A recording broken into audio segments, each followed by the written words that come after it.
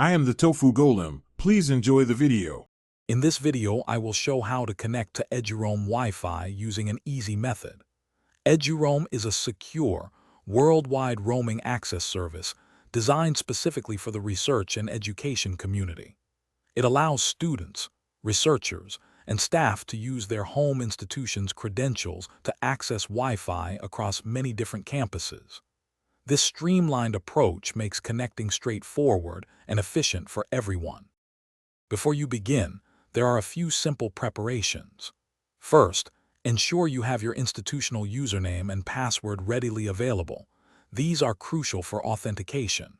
Second, verify that your device's operating system is fully up to date to ensure optimal compatibility. Finally, download the official Eduroam Configuration Assistant tool, often called the CAT tool, directly from your institution's IT support page. Now, let's use the Eduroam CAT tool. Simply run the installer you just downloaded. It will automatically configure your device's network settings.